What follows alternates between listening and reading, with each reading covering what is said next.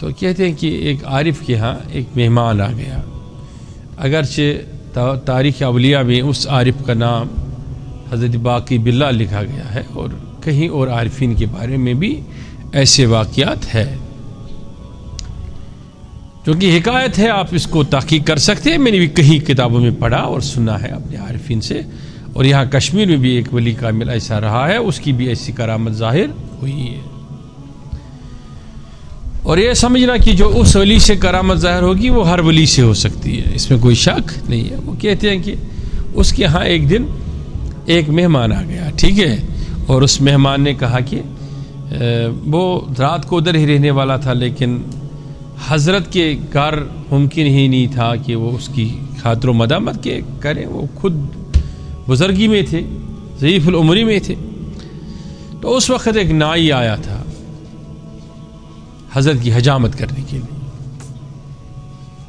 تو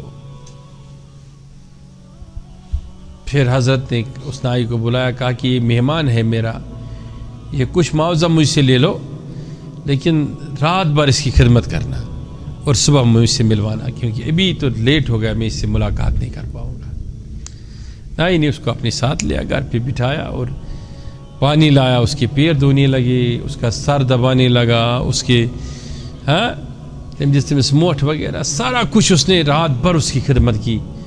صبح جب وہ مہمان حضرت کے ہاں آیا تو اس نے پوچھا کیسی تیری رات گزری ہے میرے مہمان؟ اس نے کہا کیا بتاؤں، یہ جو تمہارا نائی ہے اس نے میرا کتنا خیال رکھا.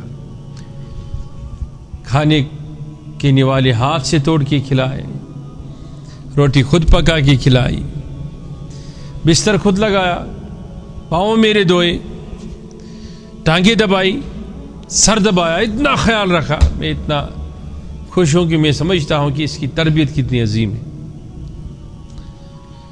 تو پھر کیا کہنے، جب کوئی عارف اپنے لائی میں آ جائے نا تو سمجھ لو اس کے سامنے لوح محفوظ کر دیا جاتا ہے اس وقت. آپ اس بات کو سمجھنا، جب انسان خالص اس کے ساتھ ہو جاتا ہے نا، جیسے اقبال نے کہا کہ کی محمد سے وفا تو نے تو ہم یہ جہاں لوح و قلم تیرے ہے. تو پھر ایک ایسا بھی وقت آتا ہے کہ انسان کے سامنے لوح محفوظ ہی رکھا جاتا ہے. کہتے ہیں نا جب قلب تصدیق کر لیتا ہے تو پھر میں نے کہا نا پھر دعائیں قبول ہو جاتی ہیں. اب وہ نائی کب سے آ رہا تھا، شاید حضرت نے اس کو قبول نہیں کیا تھا، دل سے عقل سے قبول کیا تھا. جب اس نے اس کی تعریفیں کی تو دل سے قبول ہو گیا. تو وہ مہمان جب نکلا چلا گیا، اب یہ رہ گئے دو حجرے میں. تو اس نے اپنے نائی سے کہا کہ نائی تو بتا تو چاہتا کیا ہے، جو کچھ تو مانگے گا مجھ سے میں دے دوں گا. اب اس پر اعتراض تھا نا کہ آپ کے اختیار میں مہمان کی رات کی 2 روٹیاں نہیں تھی، آپ مجھے کیا دے سکتے ہیں.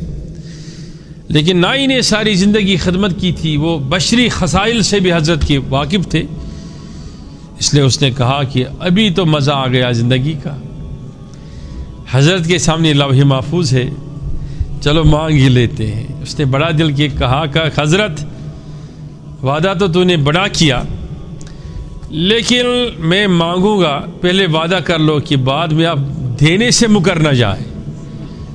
اس نے کہا ایسے کیسے ہو سکتا، میں نے وعدہ کر لیا، میں دے دوں گا، کچھ بھی مانگ. کہا حضرت پھر سوچ لو. کہا میں نے وعدہ کر لیا. نہیں نے پھر کہا حضرت پھر سوچ لو. کہا حضرت جو میں نے کہا نائی صاحب وہ میں دے دوں گا. اس نے کہا اچھا ٹھیک ہے. تو اس نے کہا تمہیں کیا چاہیے، مکان چاہیے، خلافت چاہیے، وزارت چاہیے، کیا میں دے دوں گا. اس نے کہا یہ سب چیزیں مجھے نہیں چاہیے. کہا کیا چاہیے پھر؟ کہا ایک ہی چیز کہ جیسے آپ ہیں ویسا مجھے بھی بنا دو. تو اس نے کہا کہ یہ تو غلط بات ہو گئی، یہ تو پاسبل نہیں، یہ تو اللہ تعالیٰ کی قدرت میں مداخلت ہے. یہ جملہ واپس لے لو، باقی آپ کہو جنت بھی میں خدا سے مانگ کے دے دوں گا، لیکن یہ چیز پاسبل نہیں. اس نے کہا حضرت میں نے پہلے 3 بار پوچھا مگر جب مجھے معلوم ہے آپ دینے پر قادر ہے رب کے طرف سے، لیکن آپ مکر رہے اپنے وعدے سے. وہ کہتے ہیں نا کہ ایسی تجھ لگائی وہ جلال میں آ گئی. اس نے کہا ممکن تو نہیں ہے. تو اس نے کہا میرے سامنے آؤ. اس نے کہا سینے کے سارے کپڑے کھولو. جب کھولے تو گلے سے لگا اور پھر کہا میری زبان سے زبان ملا. جب اس نے زبان سے ملائی تو اس نے کہا حق اللہ، بس لفظ اللہ کہا. حق کے بعد ایک ہی لفظ فرمایا کیا؟ جب چھوڑا تو نائی گر گیا. 2 دن بعد ہوش آ گیا. جب حجرے سے باہر نکلا تو لوگ سارے لپٹ پڑے کہ اتنے مدت کے بعد حضرت حجرے سے باہر آ گئے. دیکھنے میں ایسا، چلنے میں ایسا، چال ڈال میں ایسا.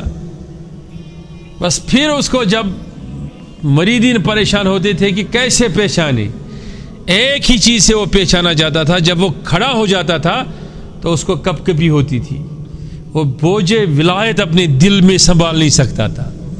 اس چیز سے اس کو پہچانا جاتا تھا. ایک روایت میں ہے کہ اس کو پھر جلدی انتقال ہو گیا، وصال ہو گیا، یہ بھی ہے. لیکن کہنا میں یہ چاہتا ہوں کہ جس دن تصدیق قلب ہو گیا اس دن ماہ رمضان کے روزے وصول ہو گئے.